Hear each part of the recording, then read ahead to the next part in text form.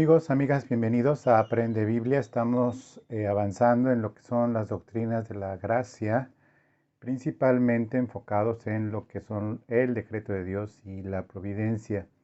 Vamos a tocar, es cierto, algunas otras, pero ahorita estamos centrados en estas dos y utilizando la palabra de Dios en el Antiguo Testamento, revisando la vida, eventos de personajes sobresalientes, sobre todo el Antiguo Testamento, cómo esta gracia divina se aplica no solamente a nosotros los gentiles injertados en el nuevo pacto, sino que es Dios soberano, Dios todopoderoso, Dios actuando por encima de las cosas, usando las cosas por encima de las cosas y a través de las cosas o personas.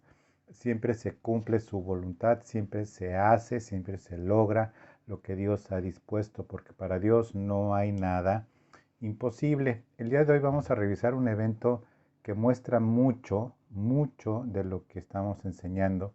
Y es un evento en particular en la vida de David, el rey que estará gobernando Israel y las naciones después en el milenio.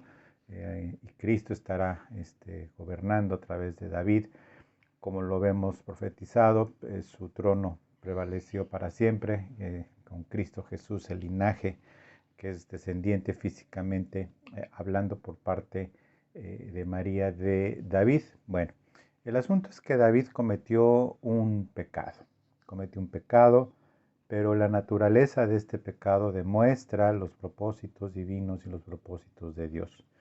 Para esto necesito leerte y después mostrarlo con lo que es la palabra de Dios, lo que dice en la Confesión de Fe de Westminster, en el capítulo 5, lo que viene siendo el capítulo 5, en el artículo 5, perdón, y ya lo que viene siendo en el párrafo 5 de lo que viene siendo la providencia. Dice el más sabio, justo y clemente Dios: muchas veces por un tiempo deja a sus propios hijos en diversas tentaciones y en la corrupción de sus propios corazones para castigarlos por sus pecados anteriores, ojo, o para descubrirles la fuerza oculta de la corrupción y de lo engañoso de sus corazones a fin de que se humillen, y para elevarlos a una más íntima y constante dependencia de la ayuda de Dios y para hacerlos más cuidadosos ante todas las ocasiones futuras de pecado y para otros fines santos y justos. Para otros fines santos y justos. Bueno, pues Dios permite muchas veces, pero también usa muchas veces cosas que pues de verdad en algunas denominaciones no se maneja este asunto como la palabra de Dios lo maneja, con la claridad absoluta y con la facilidad que tenemos nosotros por el Espíritu Santo de entender la palabra de Dios y de entender, si estamos ahora sí que entendiendo chueco, acomodando chueco algo, el mismo Espíritu Santo nos dice: no es así. Para quienes somos honestos y sinceros, eh, buscando al Señor y buscando lo que Él nos está enseñando. Bueno, te voy a leer Crónicas 21 y Segunda de Samuel 24. Te lo voy a leer, no completo, te lo voy a platicar en los puntos particularmente en los que vamos a ver cómo es esto que el Señor muchas veces nos deja en situaciones para mostrar lo que hay en nuestro corazón de pecado, de orgullo, haciendo cosas que nos debemos de arrepentir. Sin embargo, el pecado no proviene de Dios, pero usa lo que Dios tenga que usar conforme a su sabiduría, su justicia, sin que le sea imputado a él a algún pecado o alguna responsabilidad o algo así por el estilo en cuanto a maldad, pecado y demás. Bueno, pues sucede que David censa al pueblo. Has oído esta historia.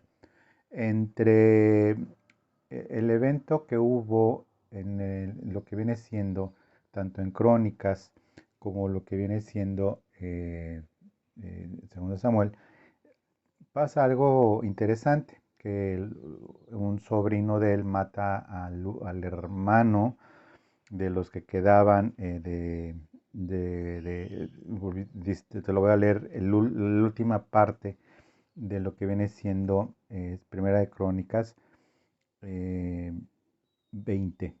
Dice, volvió a levantarse guerra contra los filisteos, y Elán, hijo de Jair, mató a Lami, hermano de Goliat, geteo, el asta de cuya lanza era como un rodillo de telar, y volvió a haber guerra en Gat, donde había un hombre de grande estatura, el cual tenía 6 dedos en los pies y manos, 24 por todos, y era descendiente de los gigantes. Este hombre injurió a Israel, pero lo mató Jonatán, hijo de Simea, hermano de David. Estos eran descendientes de los gigantes de Gat, los cuales cayeron por mano de David y de sus siervos. Te lo leo porque hubo un lapso aparentemente de 20 años de absoluta paz, crecimiento y sobre todo de una pues pasividad, vamos a llamarlo así, dado que pasó algo. Primero te voy a leer lo que viene siendo 1 Crónicas 21. Dice, pero Satanás se levantó contra Israel e incitó a David a que hiciese censo de Israel. ¿Ok? Dice, te lo voy a leer, pero Satanás se levantó contra Israel e incitó a David a que hiciese censo de Israel. 20 años pues de no pasa nada, ya vencimos a todos, lo que quedaba de Goliat, pues ya ni siquiera fue David, fue su sobrino, es decir, ya había pasado pues todo ese tiempo de 20 años de tranquilidad. Te voy a leer ahora el mismo versículo 1, pero en segunda de Samuel 24. Ok, y los vamos a leer a continuación. Dice segunda de Samuel 24. Volvió a encenderse la ira de Jehová contra Israel, ¿sí? E incitó a David contra ellos a que dijese, ve y haz un censo de Israel y de Judá, ¿sí? Incitó a David Dios contra ellos a que dijese, ve y haz un censo de Israel y de Judá. Y dijo el rey a Joab, general del ejército que estaba con él, recoge ahora todas las tribus de Israel, desde Dan hasta Beerseba, y haz un censo del pueblo para que yo sepa el número de la gente. ¿Ok? Vamos a regresarnos entonces a 1 Crónicas 21. Y dice, pero Satanás se levantó contra Israel e incitó a David a que hiciese censo de Israel. Y dijo David a Joab y a los principales del pueblo, id y haced censo de Israel desde Beerseba hasta Dan, e informadme sobre el número de ellos, para que yo sepa. No, más para que yo sepa. Bueno, en fin, se tardan 9 meses en hacerlo. Van por todo este lado. Para esto Joab le dice a David, pero ¿para qué quieres hacer eso si el Señor te va a responder? Te lo voy a leer en el versículo 3 de 1 Crónicas 21. Dice, y dijo Joab, añada Jehová a su pueblo 100 veces más, rey, Señor mío, ¿no son todos estos siervos de mi Señor? ¿Para qué procura mi Señor esto que será para pecado a Israel? Mas la orden del rey pudo más que Joab. Salió por tanto Joab y recorrió todo Israel y volvió a Jerusalén y dio cuenta del número del pueblo a David. ¿Sí? Fíjate cómo se le advirtió por parte de uno de sus valientes, su capitán principal, Joab, y le menciona, ¿para qué procura mi Señor esto que será para pecado a Israel? A Moisés se le ordenó hacer un censo. Aquí vemos que la ira del Señor se encendió contra Israel. No sabemos los pecados si fueron pecados de algún tipo, pero dado los 20 años de inactividad, pudo empezar a haber una permisividad en el mismo pueblo o incluso en el mismo David. David en lo peor que le podía pasar a David era estar pasivo e inactivo. Vemos que estaba en su palacio cuando sucedió esta situación del adulterio de David, cuando debería de estar en campaña, en guerra, y se quedó él ese año y no salió de campaña de guerra. Esa historia ya la conocemos. También estaba donde no debía de estar, es decir, en descanso y en pasividad. Y vemos que Joab también le responde muy parecido en 2 Samuel 3. 2 Samuel 24, versículo 3 dice: Joab respondió al rey: añada Jehová tu Dios al pueblo 100 veces tanto como son, y lo que vea mi señor el rey más. ¿Por qué se complace en esto mi señor el rey? Y dice tal cual como en el libro anterior: pero la palabra del rey prevaleció sobre Joab y sobre los capitanes del ejército. Ellos no querían hacerlo. Se tardaron muchísimo tiempo en censar al pueblo. Van y le dan cuentas, aparte se tardaron 9 meses en una extensión tan poquita, tan pequeña de tierra, bueno, para esos tiempos sin transporte como ahora, pero contarlos y ver que tuvieran capacidad para guerra y hacer el censo y llevarlo y demás, pero sobre todo la advertencia que era un pecado. ¿Por qué era un pecado si a Moisés se le ordenó hacer un censo? Bueno, pues porque la interpretación aquí viene siendo que después de ese tiempo de inactividad, y simplemente fue pues para que yo sepa, y esto venía del Señor. ¿Por qué? Porque se encendió la ira del Señor. Al encenderse la ira del Señor, al suceder esto, viene esta situación que es importante demostrar que si el Señor en su momento hubo determinado esto desde antes, fue para mostrar tanto los pecados de uno, ¿sí? Tanto demostrar, exhibir el corazón del mismo David, como los mismos pecados del pueblo, a ver que empezó a haber una catástrofe. Empezó a haber una catástrofe terrible y empezó a morir muchísima gente. Empezó a morir muchísima gente. Dice, una vez, dice, te voy a leer el versículo 7. Y asimismo esto desagradó a Dios e hirió a Israel. Entonces dijo David a Dios: he pecado gravemente al hacer esto. Te ruego que quites la iniquidad de tu siervo, porque he hecho muy locamente. He hecho muy locamente. Versículo 8. Vamos a regresar a Samuel. Dice: después que David hubo censado al pueblo, le pesó en su corazón. Y dijo David a Jehová: yo he pecado gravemente por haber hecho esto, mas, oh Jehová, te ruego que quites el pecado de tu siervo, porque he hecho muy neciamente. En un libro dice muy locamente, en otro muy neciamente. ¿Qué fue lo que pasó? Que simplemente sacó a relucir el Señor lo que había todavía en David, el mismísimo rey David.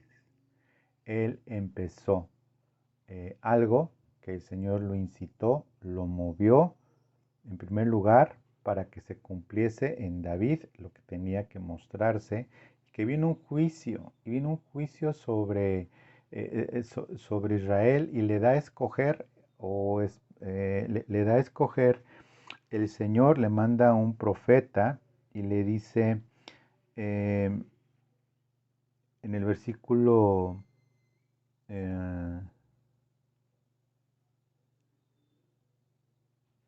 en el versículo 13 de 2 de Samuel 24 dice: vino pues Gad a David y se lo hizo saber, y le dijo: ¿quieres que te vengan 7 años de hambre en tu tierra, o que huyas 3 meses de delante de tus enemigos y que ellos te persigan? o que 3 días haya peste en tu tierra. Piensa ahora y mira qué responderé al que me ha enviado. Entonces David dijo a Gad: en grande angustia estoy, caigamos ahora en manos de Jehová, porque sus misericordias son muchas, mas no caiga yo en manos de mis enemigos. Y Jehová envió la peste sobre Israel desde la mañana hasta el tiempo señalado, y murieron del pueblo desde Dan hasta Beerseba, donde se levantó el censo, 70,000 hombres. No se especifica si, obviamente no están incluyendo si hubo hombres, perdón, hubo mujeres y niños también, pero dice 70,000 hombres. Y cuando el ángel extendió su mano sobre Jerusalén para destruirla, algo importante, Jehová se arrepintió de aquel mal y dijo al ángel que destruía el pueblo: basta ahora, detén tu mano. Y el ángel de Jehová estaba junto a la era de Aruna, Jebuseo. Es interesante porque este ángel estaba parado sobre la tierra de esta persona jebusea, que se quedó, era de las personas que se quedaron en Israel desde la entrada de Josué. Y es justamente hoy en esta tierra donde estaba parado este ángel, en la tierra de este Jebuseo, que hoy que es donde fundaron el templo. Ahí pusieron el templo en Jerusalén, y justo ahí es en donde hoy está la mezquita del Domo Dorado, en este mismo lugar. Es muy interesante, un dato nada más ahí interesante. Dijo Jehová cuando vio al ángel que destruía el pueblo, y David dijo, perdón, a Jehová cuando vio al ángel que destruía el pueblo: yo pequé, yo hice maldad. ¿Qué hicieron estas ovejas? No lo sabemos, algo hicieron, porque Dios es justo. Y David no era más justo que Dios. Eso no. Te ruego que tu mano se vuelva contra mí, contra la casa de mi padre. ¿Qué después pasó? Por cierto, con el pecado de su hijo.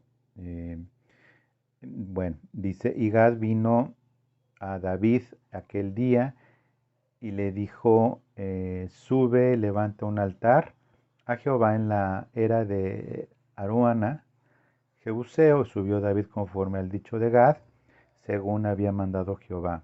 Y Aruana vio que venía el rey y le dijo: a ver, como que después de eso de ver venir a David, angustiado después de una peste, pues total, le dijo: te compro la tierra. Este señor le dijo: no, de ninguna manera, tómala.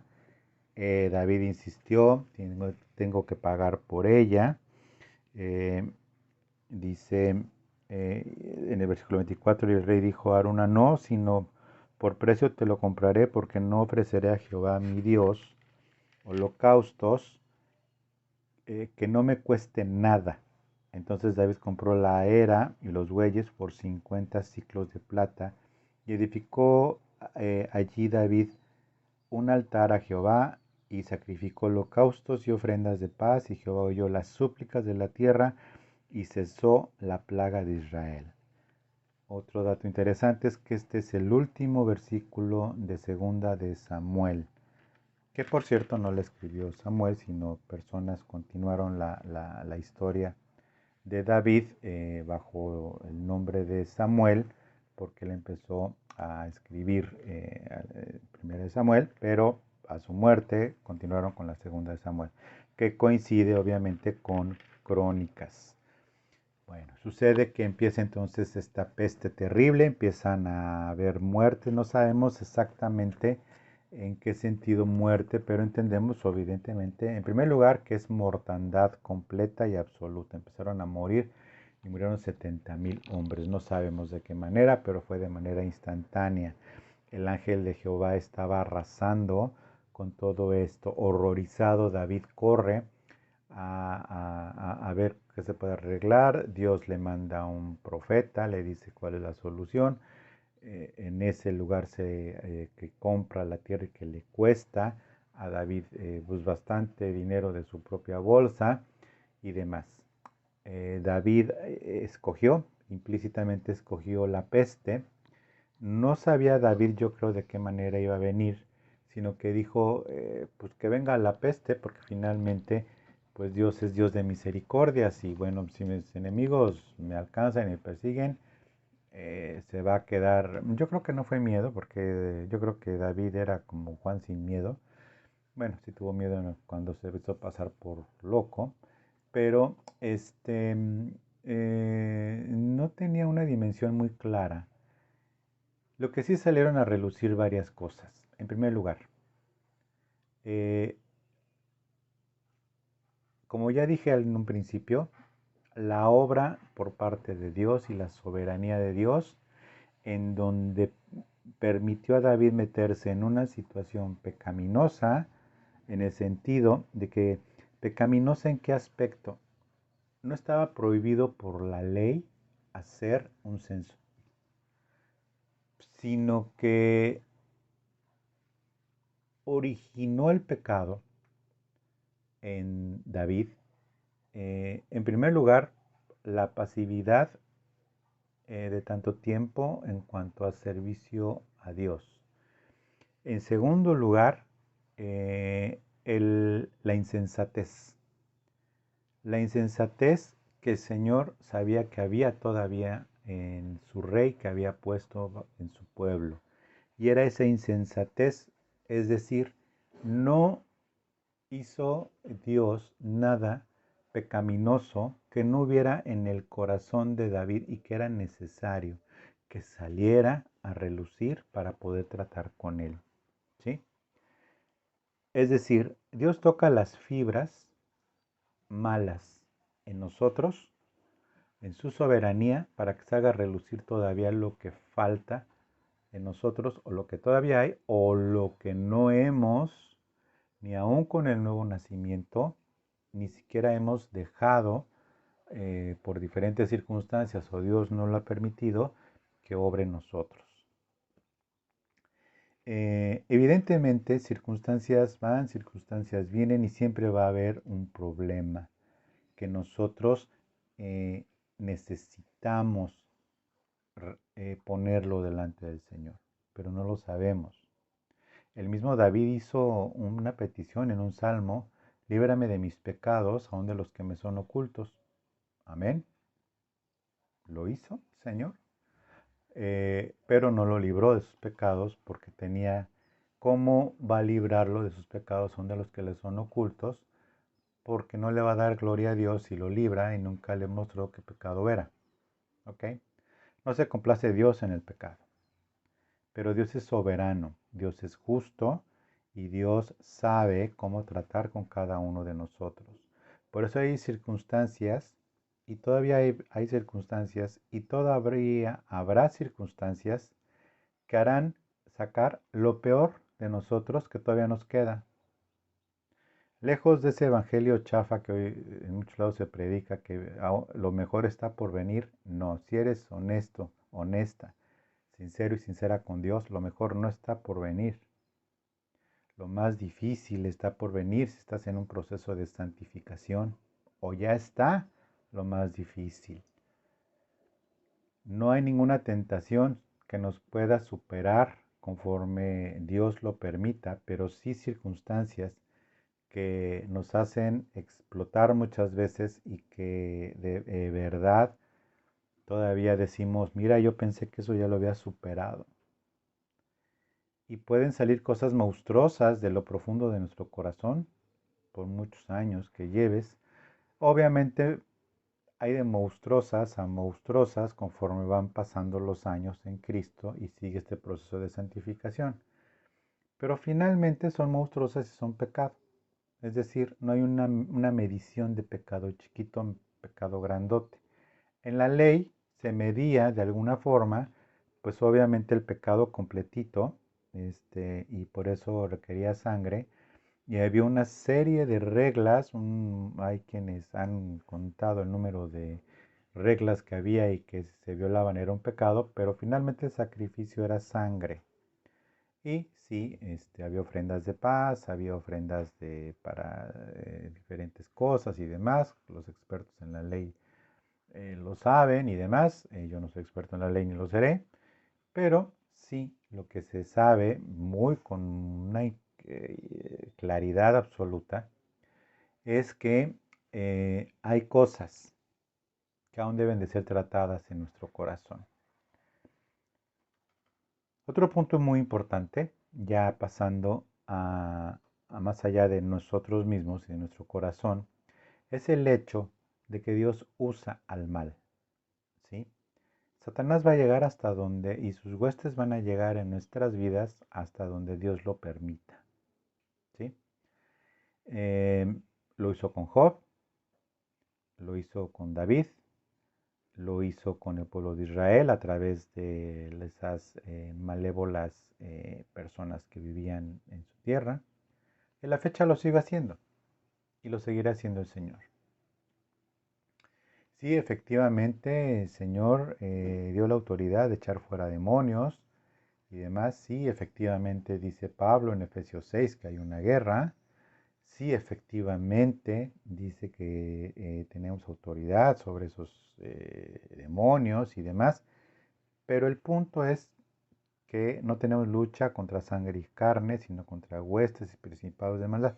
Entonces, pareciera una contradicción, pero doctrinal y teológicamente hablando, el hecho de que tengamos una guerra no contra sangre y carne o humanos, sino contra huestes de maldad, esta situación no excluye que esta batalla que tenemos contra esas huestes de maldad estén bajo la soberanía de Dios, de todas maneras, ¿sí?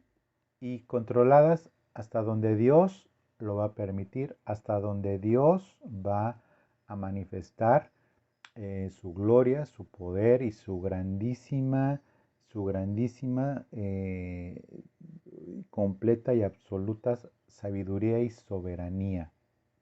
Cuando el Señor muestra estas cosas en nuestros corazones que salen a través de circunstancias y vemos que por un lado sí es el enemigo y todo, bueno, ¿qué es lo que sucede cuando es Satanás? En primer lugar, pues no vamos a pensar que está fuera de la voluntad de Dios. En segundo lugar, no debemos de permitirlo, sino hacer lo que nos dice la palabra de Dios que hagamos, que es el hecho de que nosotros vamos a ponernos nuestra armadura, en el sentido de el yelmo de justicia, la espada, el escudo de la fe, nuestro casco, nuestra protección en el pecho, para cuidarnos de los dardos de fuego y demás. ¿Qué es la destrucción de fortalezas? Porque Dios nos ha dado poderosas armas en Dios para la destrucción de fortalezas, y esa destrucción de fortalezas es llevar cautivo todo pensamiento a la obediencia a Cristo Jesús. ¿Cuáles son esas fortalezas? Son pensamientos, estructuras mentales que están en nuestro corazón y que nos hacen daño, que hacemos daño y que son pecado. ¿Sí? Entonces, para que puedan ser exhibidas esas fortalezas en nuestro corazón por el pecado pasado, por pecado recibido incluso siendo cristianos, que son fuertes formas de pensar pecaminosas que nos hacen actuar pecaminosamente, ¿cómo crees que van a salir a la luz de nosotros mismos? ¿Y cómo crees que el Señor va a tratar con ellas sin siquiera nosotros enterarnos? Es muy importante que entendamos esto, mis queridos hermanos y hermanas. Es sumamente importante para, en lugar de estar en un ministerio echa fuera demonios, y en el revolcadero y en el vomitadero y en los gritos y te reprendo a gritos y demás, entendamos qué es lo que quiere Dios destruir en nosotros, ¿sí? Como destruyó en Israel a 70,000 hombres que no sabemos quiénes eran, pero créeme que no fue al azar. Esos 70,000 no hubo víctimas, como David dijo: ¿por qué contra tus ovejas? Pues esta no era la pregunta correcta. O sea, en lugar de decir: Dios, tú eres soberano, tú sabes a quién te llevaste, pero por favor ya no lo hagas, y ya entendí que actué locamente, neciamente actuado, alocadamente he actuado, lo dijo David, neciamente lo he hecho. Pues bueno, pues ahí es en donde se va a mostrar precisamente el hecho, ¿sí? de lo que pasaba. Es decir, esos 70,000 que murieron vienen siendo como esas fortalezas, destrucción de fortalezas en nosotros, en nuestras mentes, para que actuemos de esa forma pecaminosa o en nuestro carácter todavía. También esos dardos de fuego que son pensamientos, que también tienen que ver con nuestro carácter y demás. Em, una de las debilidades que viene siendo la ira, una de las debilidades que viene siendo el miedo, una de las debilidades que viene siendo el orgullo, una de las debilidades que viene siendo la lujuria, una de las debilidades que viene siendo la avaricia, una de las debilidades que viene siendo en general las obras de la carne. ¿Por qué el asunto está con las obras de la carne? Porque son las obras de la carne, la que de acuerdo con Romanos 8, son precisamente las que por el Espíritu debemos hacer morir las obras de la carne. Ahora, tú te das cuenta que andas en la carne cuando andas en la carne. La teoría o el deber ser dice que debes de evitar andar en la carne previendo andar en la carne. Pero muchas veces te das cuenta o nos damos cuenta que andamos en la vil carne cuando ya pecamos contra nosotros mismos o contra otros. Es decir, ya ofendimos a otros. Por eso el refresco diario de nuestra alma perdona nuestras ofensas como nosotros perdonamos a quienes nos ofenden. Pues el Señor dejó esa instrucción que oráramos así. ¿Por qué habrá sido? Porque ofendemos. Santiago dice, el que no ofende de palabra es hombre perfecto y por favor preséntenmelo para pedirle su autógrafo. Casi faltó decirle a Santiago, es decir eso a Santiago. Pues sí, efectivamente es cuando salen todas esas obras carnales de nosotros y que deben de ir siendo tratadas. Y eso es precisamente el estar sujeto al Espíritu Santo. Con esto entonces queda demostrada una vez más la soberanía de Dios en su divina providencia, el uso de los medios, el uso a través de los medios o el uso en contra de los medios que Él ha dispuesto, sean personas, sean espíritus, sean circunstancias, sean cosas materiales y demás. Dios es soberano y lo debemos de respetar. ¿Y qué debemos de hacer? Pues flojitos y cooperando, como decimos aquí en México, haciendo lo que el Señor ha puesto por delante para nosotros. ¿Ok? Bueno, con esto me despido. Le doy gracias a Dios por tu vida, por tu tiempo. Te pido por favor que te suscribas al canal, tanto de Renuevo de Amistad como de Aprende Biblia, que actives las suscripciones, activa la suscripción, activa las notificaciones y también que le des like a este video que honestamente no te cuesta nada, darle like y compartirlo con otros que le pueda ser de bendición y que anda pues con alguna cuestión doctrinal que le esté haciendo daño en el sentido de que pues no entiende ni por qué pasan las cosas y está enojado o enojándose con Dios, creyendo que que ya hay un espacio o ya hay una separación de Dios entre él y Dios, olvidando que Dios es omnipresente, omnipotente y todopoderoso, y que está en todos lados, omnipresente, y que el hombre no tiene la capacidad de apartarse de Dios diciendo, bueno, pues entre Dios y yo hay una distancia. O sea, poniéndose a la altura de Dios, ¿no? No. Entonces, a personas que estén así o simplemente a las que consideres que les pueda ser de bendición este video. Entonces, bueno, suscríbete al canal, activa las notificaciones, dale like. Te recuerdo nuestras transmisiones en vivo en el muro de Facebook. Los domingos a las 11 de la mañana transmitimos en vivo, alabanza, predicación todos los domingos. Te esperamos a las 11 de la mañana en vivo. ¿Ok? que Dios te bendiga, que Dios te cuide y acuérdate que lo más importante de todo esto es que tú aprendas Biblia. Muchas gracias y hasta luego.